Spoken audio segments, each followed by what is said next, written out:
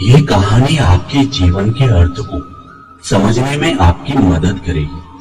हो सकता है ये कहानी आप लोगों ने कभी सुनी हुई हो, पर यह कहानी बहुत ही इफेक्टिव है कि आप इसे दूसरी बार भी सुनेंगे तब भी आप पर असर करेंगी।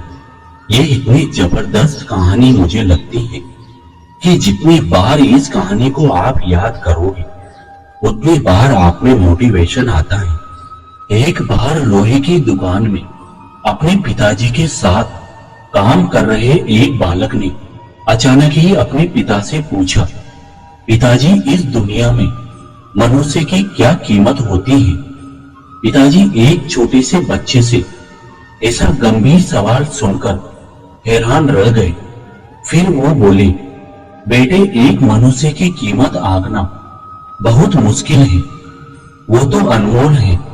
बालक ने कहा, क्या सभी उतने कीमती और महत्वपूर्ण हैं?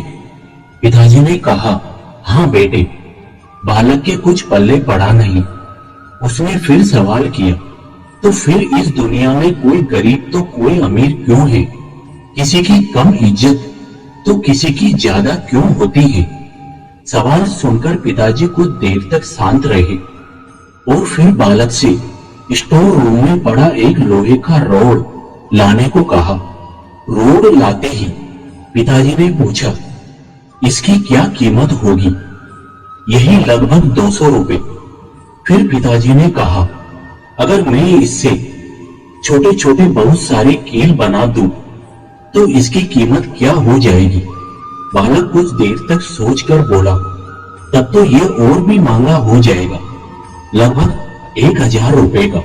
पिताजी ने फिर कहा, अगर मैं इस लोहे से घड़ी के बहुत सारे स्प्रिंग बना दूं तो बालक कुछ देर सोचता रहा और फिर एकदम से उत्साहित होकर बोला, तब तो इसकी कीमत बहुत ज्यादा हो जाएगी।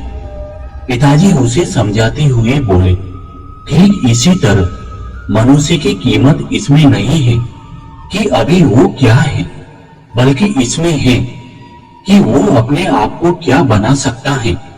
बालक अपने पिता की बात समझ चुका था। दोस्तों, हम भी अपनी कीमत आंकने में कई बार गलती कर देते हैं।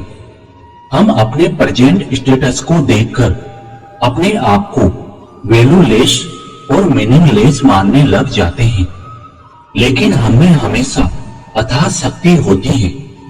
हमारा जीवन हमेशा संभावनाओं से भरा होता है। हमारे जीवन में कई बार स्थितियां अच्छी नहीं होती है, पर इससे हमारी वैल्यू कम नहीं होती है। मनुष्य के रूप में हमारा जन्म इस दुनिया में हुआ है। इसका मतलब है कि हम बहुत स्पेशल और इम्पोर्टेंट हैं।